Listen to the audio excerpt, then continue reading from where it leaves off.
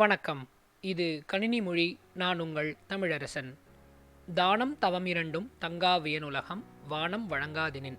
அதாவது வானத்திலிருந்து மழை பெய்யலை அப்படின்னா தானமும் தவமும் ரெண்டும் நடக்காது அப்படின்னு வள்ளுவர் சொல்கிறார். இந்த தொகுப்பில் நாம் அரேஸோட மெத்தட்ஸ் பற்றி பார்க்க போகிறோம். ஜாவாஸ்கிரிப்டில் பில்ட்னா அரேஸை மெனிப்புலேட் பண்ணுறதுக்கு, அதாவது அரேஸை கண்ட்ரோல் பண்ணுறதுக்கு நிறைய மெத்தட்ஸ் அவங்களே கொடுத்துருக்காங்க. அந்த வரிசையில் நாம் யூசர்கிட்டேருந்து இன்புட் வாங்கி எப்படி நாமளே மேனுவலாக ஒரு அரே க்ரியேட் பண்ணோமோ அதே மாதிரி ஜாவாஸ்கிரிப்டில் எப்படி ஒரு அரே க்ரியேட் பண்ணுறது அப்படிங்கிறத பார்க்க போகிறோம். ஸோ இந்த இடத்துல நம்ம யூசர்கிட்டேருந்து இன்புட் வாங்குறதுக்காக ஒரு இன்புட் டேக், அப்புறம் வாங்கினதுக்கப்புறமா பட்டன் ஒன்று, அதுக்கப்புறம் அரேவை டிஸ்பிளே பண்ணுறதுக்காக ஒரு எம்டி பேராகிராஃப் க்ரியேட் பண்ணியிருக்கோம். நமக்கு முதல்ல ஒரு அரே ஃபங்க்ஷனை எழுதுறதுக்கு முன்னாடி நமக்கு ஒரு அரே வேணும். வாங்க அந்த அரேவை நாம் இப்போ டிக்ளேர் பண்ணலாம். நான் அந்த அரேவோட பேர் மை அரே அப்படின்னு கொடுக்குறேன். போன தொகுப்பில் நீங்கள் கவனிச்சிருந்தீங்கன்னா இந்த அரேவை நம்ம ஆரம்பிக்கும் போது இது கூட நிறைய டேட்டா வச்சு தான் ஆரம்பிச்சிருந்தோம். பட் இந்த தடவை நம்ம அரேவை எம்டியாக ஆரம்பிக்கிறோம். அதாவது இந்த அரேக்கு இப்போ வரைக்கும் எந்த எலமெண்ட்டும் கிடையாது. ஸோ இப்போ இந்த பட்டன் கிளிக் பண்ண உடனே ஃபங்க்ஷன் கால் ஆகணும்னு பார்த்தோம் இல்லையா? ஸோ அந்த ஃபங்க்ஷனுக்கான டெஃபினிஷனை நம்ம இங்கே இப்போ எழுதுகிறோம். ஸோ இந்த ஃபங்க்ஷனில் நாம் இந்த அரேக்கு டேட்டாவை சேர்க்க போகிறோம். அதுக்காக நம்ம ஜாவாஸ்கிரிப்டில் ஆல்ரெடி இருக்கிற ஒரு மெத்தட், அதாவது மை அரே டாட் புஷ் அப்படிங்கிற மெத்தடை யூஸ் பண்ண போகிறோம். இந்த ஃபங்க்ஷன் பார்த்தீங்க அப்படின்னு சொன்னாக்கா இந்த பெராந்தசிஸ், அதாவது இந்த ப்ராக்கெட்டுக்கு நடுவில் நீங்கள் என்ன வேல்யூ கொடுக்குறீங்களோ, அதாவது என்ன பெராமீட்டர் கொடுக்குறீங்களோ அந்த பெராமீட்டர் ஆட்டோமேட்டிக்காக உங்கள் அரேயோட எண்டுக்கு போய் சேர்ந்துடும். உங்களுக்கு ஃபங்க்ஷன்ஸ் அண்ட் பெராமீட்டர்ஸ் பற்றி தெரியணுன்னா மேலே இருக்கிற லிங்கை கிளிக் பண்ணிவிட்டு ஒரு தடவை இந்த வீடியோ பார்த்துட்டு வந்துடுங்க. அதுக்கப்புறம் இந்த வீடியோ பார்த்தீங்கன்னா உங்களுக்கு நல்லா புரியும். இப்போது இதுக்கு பெராமீட்டர் எப்படி கொடுக்கறது? யூசர் என்ன இன்புட் பண்ணாங்களோ அதுதான் நம்ம பெராமீட்டராக கொடுக்கணும் இல்லையா? ஸோ ரொம்ப சிம்பிளுங்க. நம்ம ஆல்ரெடி இதை பார்த்துருக்கோம். யூசர்கிட்டேருந்து எப்படி ஒரு டேட்டாவை வாங்குறது அப்படிங்கிறத நம்ம இதுக்கு முன்னாடி செஞ்ச அதே டெக்னிக்கில் தான் நம்ம இப்போது செய்ய போகிறோம். ஸோ டாட் வேல்யூ அப்படின்னு கொடுத்துட்டிங்கன்னா இந்த இடத்துல யூசர் என்ன இன்புட் பண்ணியிருக்காங்களோ அதை எடுத்து இந்த புஷ் அப்படிங்கிற மெத்தடுக்கு இன்புட் பேராமீட்டராக நீங்கள் கொடுக்குறீங்க. ஆட்டோமேட்டிக்காக இந்த ஃபங்க்ஷன் எக்ஸிக்யூட் ஆனோடனே யூசர் இன்புட் பண்ண வேல்யூ இந்த அரேயோட எண்டில் போய் சேர்ந்துடும். இந்த அரே ஒழுங்காக ஒர்க் ஆயிருக்கா அப்படிங்கிறத செக் பண்ணுறதுக்காக நம்ம என்ன பண்ணலாம் அப்படின்னா இதை நம்ம வந்துட்டு அவுட்புட்டில் பிரிண்ட் பண்ணலாம். ஸோ document.getElementById நம்ம ரிசல்ட் அப்படின்னு ஒரு எம்டி பேராகிராஃப் க்ரியேட் பண்ணியிருக்கோம் இல்லையா? அதனோட இன்னர் HTML நாம் இந்த அரேவை பிரிண்ட் பண்ணிடலாம். அவ்வளோதாங்க. ரொம்ப சிம்பிளாக ஒரு ஃபங்க்ஷன் எழுதிட்டோம். வாங்க இப்போ அது லைவ் சர்வரில் ரன் பண்ணி ஒரு தடவை டெஸ்ட் பண்ணலாம். ஸோ நமக்கு லைவ் சர்வர் ரன் ஆகிட்டு இருக்குது. நல்லா கவனிக்கலாம். இங்கே பேராகிராஃப் எம்டியாக இருக்குது. நான் இந்த இடத்துல இப்போது ஹலோ அப்படின்னு ஒரு வேர்டு எழுதி புஷ் பண்ணுறேன். இங்கே பார்த்தீங்கன்னா நம்மளோட அரேயில் முதல் எலமெண்ட் க்ரியேட் ஆகிடுச்சு. இப்போ நான் போயிட்டு இன்னொரு வேர்ட் டைப் பண்ணி புஷ் பண்ணுறேன்னா நம்ம புஷ் மெத்தட் யூஸ் பண்ணுறது என்ன பார்த்தோன்னா நம்ம கொடுக்குற புது டேட்டா அரேயோட எண்டுக்கு போய் சேரும்னு பார்த்தோம். அதே மாதிரி அரேயோட எண்டுக்கு போய் இந்த டேட்டா சேர்ந்துருக்கு. இந்த மாதிரி நீங்கள் எந்த டேட்டாவை வேணாலும் மேனுவலாக க்ரியேட் பண்ணி அதை அரேக்கு அதனோட எண்டில் நீங்கள் இந்த புஷ் மெத்தட் யூஸ் பண்ணி கால் பண்ணிகிட்டே போகலாம். இப்போ நம்ம எப்படி ஒரு டேட்டாவை புஷ் பண்ணோமோ அதே ஒரு டேட்டாவை நாம் வெளியிலையும் எடுக்கலாம். அதுக்கான மெத்தட் பேர் பாப். இந்த பாப் மெத்தடை எப்படி யூஸ் பண்ணுறது அப்படிங்கிறத இப்போ தெரிஞ்சுக்கலாம். அதுக்காக நாம் இன்னொரு பட்டன் க்ரியேட் பண்ணலாம். இந்த பட்டனோட ஆன் கிளிக்கில் பார்த்தீங்க அப்படின்னா நமக்கு இன்னொரு மெத்தட், அதாவது அரே பாப் அப்படின்னு ஒரு மெத்தட் எக்ஸிக்யூட் ஆனோம் அப்படின்னு நம்ம அஸ்யூம் பண்ணிக்கலாம். இந்த மெத்தடுக்கு வந்துட்டு அதே மாதிரி இந்த பட்டனோட பேர் வந்துட்டு நம்ம பாப் அப்படின்னு வச்சுக்கலாம். வாங்க இப்போ அந்த ஃபங்க்ஷனை நம்ம டிக்ளேர் பண்ணலாமா? ஸோ ரொம்ப சிம்பிள். அரே பாப் அப்படிங்கிற ஒரு மெத்தட் நம்ம இப்போ டிக்ளேர் பண்ணிட்டோம். இந்த ஃபங்க்ஷன் எழுதுறது போது ஸோ நம்மளோட அரே அப்படிங்கிறது தான் நம்மளோட ஆப்ஜெக்ட். இந்த இடத்துல ஆப்ஜெக்ட் டாட் மெத்தட் அப்படின்னு தான் பார்த்தோம் இல்லையா? So my array dot pop அப்படிங்கிற ஒரு ஃபங்க்ஷன் நீங்கள் எழுதிட்டீங்கன்னா ஆட்டோமேட்டிக்காக இந்த அரேயோட லாஸ்ட் எலமெண்ட் எது இருக்கோ அது வந்துட்டு ஆட்டோமேட்டிக்காக உங்களுக்கு டிலீட் ஆகிடும். இதை காப்பி பண்ணி நம்ம இதை இங்கே பேஸ்ட் பண்ணலாம். இப்போ நம்ம இதை சோதித்து பார்க்கலாம். லைவ் சர்வர் ஆல்ரெடி ரன் ஆகிட்டு தான் இருக்குது. ஸோ ஒரு தடவை அதில் போயிட்டு நம்ம எப்படி ஒர்க் ஆகுது அப்படிங்கிறது சோதிச்சு பார்க்கலாம். இங்கே நீங்கள் கவனிக்கலாம், புஷ் அண்ட் பாப்னு இப்போ நமக்கு 2 பட்டன் இருக்குது. ஸோ முதல்ல நம்ம ஹலோ அப்படிங்கிற ஒரு வேர்டை புஷ் பண்ணுறோம். அப்புறம் வேர்ல்ட் அப்படிங்கிற இன்னொரு வேர்டை புஷ் பண்ணுறோம். இப்போ நம்ம அரேக்கு எத்தனை எலமெண்ட் இருக்குது? 2 எலமெண்ட் இருக்குது. இப்போ நான் பாப் கிளிக் பண்ணால் இந்த வேர்ல்ட் அப்படிங்கிற எலமெண்ட் நமக்கு வெளியில் போயிடணும். ஸோ இங்கே கவனிக்கலாம், நான் பாப் கிளிக் பண்ண உடனே ஆட்டோமேட்டிக்காக லாஸ்ட் எலமெண்ட் எதுவோ அது உங்களுக்கு வெளியில் போயிடுச்சு. நான் இன்னொரு தடவை பாப் கிளிக் பண்ணேன் அப்படின்னா உங்களுக்கு அரே திரும்பவும் எம்டி ஆகிடுச்சு. ஏன்னா இதுக்கு மேலே நமக்கு அரேயில் எந்த டேட்டாவும் இல்லை. இப்போ நான் திரும்பவும் புஷ் பண்ணேன் அப்படின்னா நம்ம அரே திரும்பவும் க்ரியேட் ஆகுது. பாப் பண்ணால் திரும்பவும் போயிடுது. ஸோ இந்த மாதிரி யூசர் இன்புட் கொடுக்கறதுக்கு ஏற்ற மாதிரி இல்லைனா யூசர் ஏதாவது ஒரு பட்டன் கிளிக் பண்ணுறதுக்கு ஏற்ற மாதிரி நம்மளோட அரேயோட சைஸை இன்க்ரீஸ் பண்ணலாம், டிக்ரீஸ் பண்ணலாம். ஆட்டோமேட்டிக்காக ப்ரோக்ராமேட்டிக்கலாகவே இதை கண்ட்ரோல் பண்ணலாம். இப்போது இந்த மெத்தடில் கவனிச்சிங்க அப்படின்னா, அதாவது இந்த புஷ் அண்ட் பாப் மெத்தடில் கவனிச்சிங்கன்னா, ஒரு அரேயோட எண்டில் வந்துட்டு டேட்டா ஆட் பண்ணுறது அப்படிங்கிறத பார்த்தோம். அடுத்த உதாரணத்தில் எப்படி அரேயோட பிகினிங், அதாவது அரேயோட ஃபஸ்ட் எலமெண்ட்டில் எப்படி டேட்டாவை புஷ் பண்ணுறது அப்படிங்கிறத இப்போது பார்க்கலாம். இப்போ நான் பார்த்தீங்கன்னா 2 பட்டன் இங்கே எக்ஸ்ட்ராவாக எழுதியிருக்கேன். ஒரு பட்டனுக்கு ஷிஃப்ட், அப்புறம் இன்னொரு பட்டனுக்கு அன்ஷிஃப்ட்னு பேர் வச்சுருக்கேன். அதுக்கான ரெஸ்பெக்டிவ் மெத்தட்ஸ் இங்கே நான் டிக்ளேர் பண்ணியிருக்கேன். இப்போ அந்த டிக்ளரேஷனுக்கான எக்ஸ்ப்ளனேஷன் நீங்கள் பார்க்கலாம். ஒன்றுமே சேஞ்ச் பண்ணல. புஷ் இருந்த இடத்துல நான் அன்ஷிஃப்ட் அப்படிங்கிற ஒரு மெத்தட் யூஸ் பண்ணியிருக்கேன். பாப் இருந்த இடத்துல நான் ஷிஃப்ட் அப்படிங்கிற ஒரு மெத்தட் யூஸ் பண்ணியிருக்கேன். ஸோ இது வந்துட்டு புஷ்ஷுக்கும் பாப்புக்குமான எக்ஸாக்ட் ஆப்போசிட்.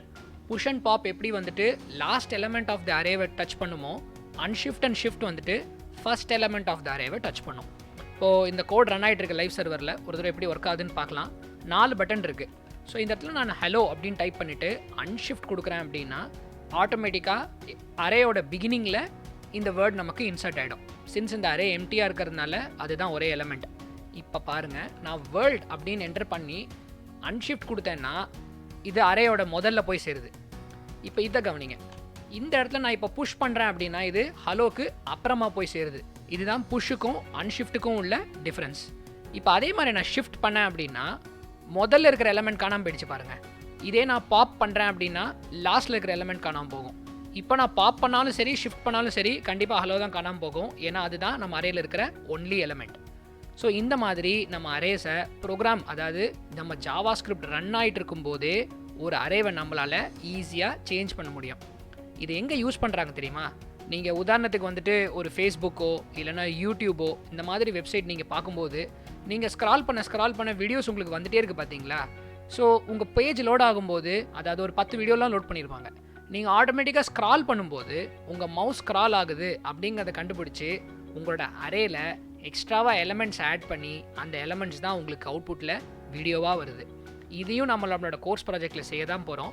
இன்னும் கொஞ்சம் கூட அரேஸ் யூஸ் பண்ணி என்னென்ன மெத்தட்ஸ் பண்ணலாம் அப்படிங்கிறத பார்க்கலாம். இன்னொரு உதாரணத்தில் நாம் ஒரு பர்டிகுலர் இண்டெக்ஸில், அதாவது ஒரு அரே நம்ம பில்ட் பண்ணிகிட்டே வரோம். அந்த அரேயோட ஒரு பர்டிகுலர் இண்டெக்ஸில் இருக்கிற வேல்யூவை மட்டும் எப்படி சேஞ்ச் பண்ணுறது அப்படிங்கிறத பார்க்கலாம். அதுக்காக நான் ஒரு செப்பரேட் டிவ் க்ரியேட் பண்ணியிருக்கேன். இந்த டிவ்வில் வந்துட்டு திரும்ப ஒரு இன்புட் அண்ட் திரும்ப ஒரு பட்டன் க்ரியேட் பண்ணியிருக்கேன். இந்த இன்புட்டில் நம்ம என்ன வேல்யூ சேஞ்ச் பண்ண போகிறோம், அதாவது ஒரு பர்டிகுலர் எலமெண்ட்டை நம்ம சேஞ்ச் பண்ண போகிறோம். அந்த சேஞ்ச் பண்ணுற எலமெண்ட்டோட டேட்டாவை இங்கே வாங்கிக்கிட்டு இன்னொரு பட்டன் க்ரியேட் பண்ணி 0th பொசிஷன், அதாவது நம்மளோட அரேயோட ஃபஸ்ட்டு பொசிஷனில் இருக்கிற டேட்டாவை நம்ம யூசர் என்ன இன்புட் பண்ணுறாங்களோ அந்த டேட்டாவுக்கு நான் இப்போது அப்டேட் பண்ண போகிறேன். அதுக்கான கோடை தான் இங்கே நான் எழுதியிருக்கேன். இங்கே நீங்கள் கவனிக்கலாம், மை அரே அப்படிங்கிறது வந்துட்டு ஒரு அரே இல்லையா? மை அரே ஆஃப் 0 அப்படிங்கிறத நம்ம போன தொகுப்பில் பார்த்தோம். அதாவது நம்ம ஒரு பர்டிகுலர் எலமெண்ட்டை நம்ம ரெஃபர் பண்ணணும் அப்படின்னா இந்த மாதிரி ஸ்கொயர் ப்ராக்கெட்ஸ் யூஸ் பண்ணி அதுக்கு நம்ம ஒரு இண்டெக்ஸ் கொடுக்கணும் அப்படிங்கிறத பார்த்துருந்தோம். இப்போ இந்த இடத்துல நான் இண்டெக்ஸை ஹார்ட் கோட் பண்ணிட்டேன். 0 அப்படின்னும் போது அதுதான் ஃபஸ்ட் இண்டெக்ஸ். எப்படி நம்ம வந்துட்டு ஒரு வேரியபிளுக்கு வேல்யூ அசைன் பண்ணுவோமோ அதே மாதிரி தாங்க ஒரு அரேயோட பொசிஷனுக்கும் நம்ம வேல்யூ அசைன் பண்ணலாம். இந்த இடத்துல நம்ம அசைன் பண்ண போகிற வேல்யூ எது அப்படின்னா, இந்த இன்புட் அப்படின்னு நம்ம ஒரு புதுசாக ஒரு இன்புட் க்ரியேட் பண்ணோம் இல்லையா? அதில் யூசர் என்ன வேல்யூ என்டர் பண்ண போகிறாங்களோ அந்த வேல்யூ தான் நம்ம இங்கே வந்துட்டு என்டர் பண்ண போகிறோம். அப்புறம் அதே மாதிரி அந்த வேல்யூ ஒழுங்காக என்டர் ஆகிடுச்சா அப்படிங்கிறதுக்காக நம்ம அரேவை பிரிண்ட்டும் பண்ணுறோம். இப்போ நம்ம இதை வந்துட்டு ஒரு லைவ் சர்வரில் டெஸ்ட் பண்ணி பார்க்கலாம். லைவ் சர்வர் ரன் ஆகிட்டு இருக்குது. இங்கே கவனிக்கலாம், நீங்கள் இதில் ஆல்ரெடி சேஞ்ச் அப்படின்னு வந்திருக்கு. அதுக்கான ரீசன் என்ன அப்படின்னா, நான் இந்த வேல்யூ க்ரியேட் பண்ணும்போதே, அதாவது இந்த இன்புட் டேக் க்ரியேட் பண்ணும்போதே வேல்யூ நான் இங்கே சேஞ்ச் அப்படின்னு கொடுத்ததுனால அவுட்புட்லேயும் உங்களுக்கு இங்கே சேஞ்ச் வந்திருக்கு. இப்போ நம்மளோட ஃபஸ்ட் நம்ம அரேவை க்ரியேட் பண்ணலாம். நம்ம புஷ்ஷும் பண்ணலாம், இல்லை அன்ஷிஃப்ட்டும் பண்ணலாம், எது வேணால் பண்ணலாம். இந்த தடவை நான் புஷ் பண்ணுறேன். இப்போ நம்ம அரேயில் இன்னொரு எலமெண்ட்டையும் ஆட் பண்ணலாம். இதை நான் வந்துட்டு அன்ஷிஃப்ட் பண்ணி முதல்ல சேஞ்ச் பண்ணுறேன். இப்போது ஹலோ தான் நம்ம முதல்ல என்டர் பண்ணோம், அதுக்கப்புறம் வேர்ல்டு பண்ணியிருக்கோம். அன்ஷிஃப்ட் பண்ணனால அது முதல்ல போயிடுச்சு. இப்போ நான் இந்த சேஞ்ச் அப்படிங்கிறது ஆல்ரெடி இங்கே இருக்குது. இப்போ நான் இந்த பட்டன் கிளிக் பண்ணேன் அப்படின்னா அரேயோட ஃபஸ்ட் எலமெண்ட், அதாவது இந்த பொசிஷனில் இருக்கிற இந்த எலமெண்ட் வந்து நமக்கு சேஞ்ச் ஆகணும். இந்த கிளிக் பண்ண உடனே கவனிக்கலாம், கரெக்டாக அந்த எலமெண்ட் மட்டும் நமக்கு இங்கே சேஞ்ச் ஆகிருக்கு. ஸோ இந்த மாதிரி உங்கள் அரே ரொம்ப பெரிய அரேவாக இருக்கும்போது, அதாவது உங்கள் அரே வளர்ந்து போகும்போது ஒரு பர்டிகுலர் எலமெண்ட்டை மட்டும் நீங்கள் அந்த அரேயோட இண்டெக்ஸை யூஸ் பண்ணி ரெஃபரும் பண்ணலாம், அதே மாதிரி அதை அப்டேட்டும் பண்ணலாம். அடுத்து இருக்கிற உதாரணத்தில் இன்னும் ஒரு படி மேலே போய் இந்த அரேவை எப்படி ஸ்ப்ளிட் பண்ணுறது, அதாவது ஒரு பெரிய அரேவை எப்படி 2 இல்லை 2 துண்டா இல்லை 3 துண்டா வெட்டுறது, அதே மாதிரி எப்படி அந்த அரேவை ஜாயின் பண்ணுறது, அதே மாதிரி ஒரு அரேயோட சைஸ் எப்படி குறைக்கிறது, இன்க்ரீஸ் பண்ணுறதுங்கிறத இப்போ நம்ம பார்க்கலாம். நம்மளோட அரேக்கு எப்போல்லாம் டேட்டா உள்ளே வருதோ அப்போல்லாம் அந்த டேட்டாவை நம்ம இண்டெக்ஸ் பொசிஷன் தெரிஞ்சது அப்படின்னா ஈஸியாக அந்த டேட்டாவை அப்டேட் பண்ணலாம் அப்படிங்கிறத பற்றி பார்த்துருந்தோம். இப்போ நாம் ஒரு படி மேலே போய் எப்படி ஒரு அரேயோட பொசிஷனை நமக்கு ஆட்டோமேட்டிக்காக அதனோட இண்டெக்ஸ் தெரிஞ்சதுக்கு அப்புறமா மல்டிபிள் வேல்யூஸை தொடர்ந்து ஆட் பண்ணுறது அப்படிங்கிறத பற்றி பார்க்க போகிறோம். அதுக்காக நம்ம யூஸ் பண்ண போகிற ஒரு மெத்தட் தான் ஸ்ப்ளைஸ். ஜாவாஸ்கிரிப்ட் வேர்ல்டில் இந்த ஸ்ப்ளைஸ் அப்படிங்கிற ஃபங்க்ஷன் ரொம்ப ரொம்ப முக்கியமான ஒரு ஃபங்க்ஷன். எந்த விதமான அரே ஆப்ரேஷன்ஸ் பண்ணுறதா இருந்தாலோ, உதாரணத்துக்கு நமக்கு இந்த 25 அப்படிங்கிற வேல்யூ இங்கேருந்து எடுத்துகிட்டு வேற ஒரு வேல்யூ இன்சர்ட் பண்ணணும், இல்லை இந்த 25ங்கிற வேல்யூவை எடுத்துகிட்டு இந்த அரேவை எல்லாத்தையும் ஒரு பொசிஷன் ஷிஃப்ட் பண்ணணும் அப்படிங்கிற மாதிரியான ஜாபுக்கு இந்த ஸ்ப்ளைஸ் அப்படிங்கிற ஆப்ரேஷனை ரொம்ப அதிகமாக யூஸ் பண்ணுவாங்க. நீங்கள் பார்க்குற இந்த டுட்டோரியலில் உங்களுக்கு இந்த ஸ்ப்ளைஸ் புரியல அப்படின்னா பரவாயில்ல, அடுத்து நம்ம பார்க்க போகிற கோர்ஸ் ப்ராஜெக்டில் இந்த ஸ்ப்ளைஸை யூஸ் பண்ணி நாம் ஒரு ஆக்சுவல் ப்ராஜெக்டே செய்ய போகிறோம். அதில் இது உங்களுக்கு நீட்டாக புரிஞ்சிடும்.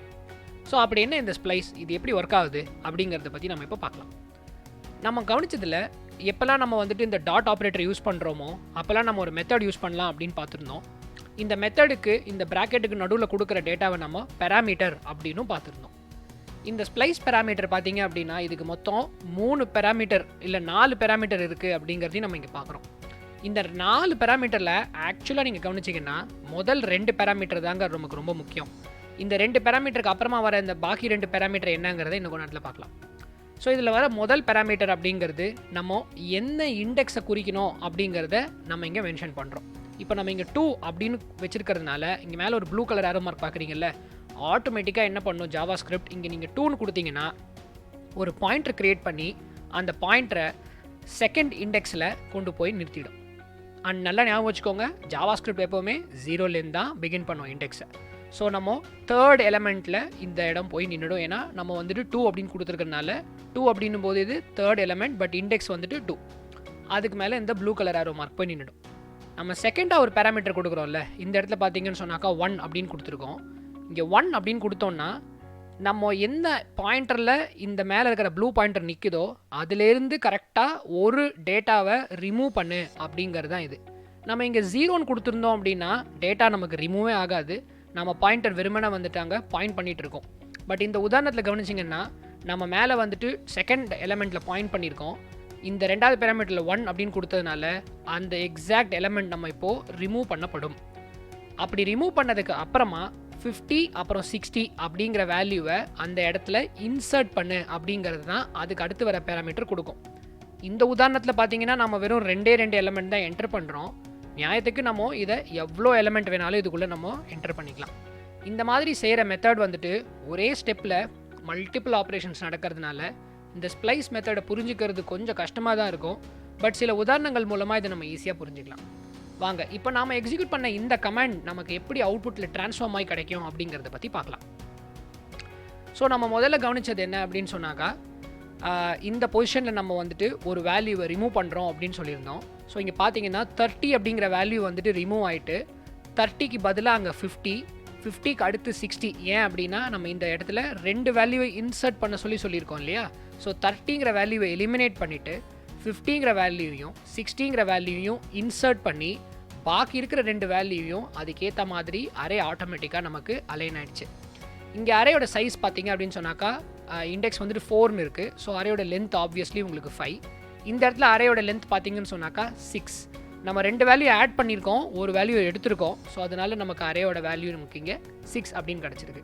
ரொம்ப சிம்பிளாக இந்த ஸ்ப்ளைஸ் ஆப்ரேஷன் யூஸ் பண்ணி பல ஸ்டெப்பில் செய்ய வேண்டிய ஆக்டிவிட்டியை ஒரே ஸ்டெப்பில் ஜாவாஸ்கிரிப்டில் ரொம்ப ஈஸியாக செஞ்சிடலாம்.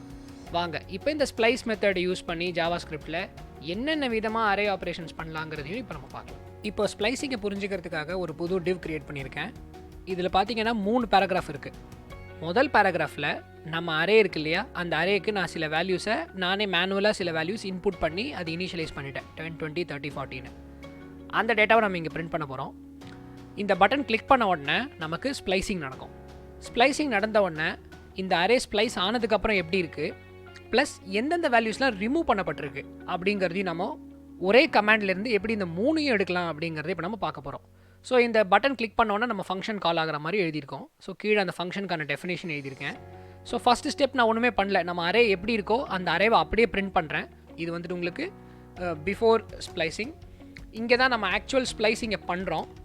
ஸ்ப்ளைசிங் பண்ணதுக்கப்புறமா இது வந்துட்டு ஆஃப்டர் ஸ்ப்ளைசிங் இது வந்துட்டு what are the elements that got removed or whatever got removed or spliced. இது எதெல்லாம் வந்துட்டு உங்களுக்கு ரிமூவ் ஆச்சோ அதை மட்டும் நம்ம இங்கே வந்துட்டு we are taking it and printing it outside. So இவ்வளோ தாங்க, ரொம்ப சிம்பிளான கோடு தான் எழுதியிருக்கேன். ஸோ ஆப்வியஸ்லி இங்கே பார்த்தீங்கன்னு சொன்னாங்க நம்ம இண்டெக்ஸ் வந்து 2 கொடுத்துருக்கோம். செகண்ட் இண்டெக்ஸ்லேருந்து 2 டேட்டாவை ரிமூவ் பண்ணு அப்படின்னு சொல்லியிருக்கோம்.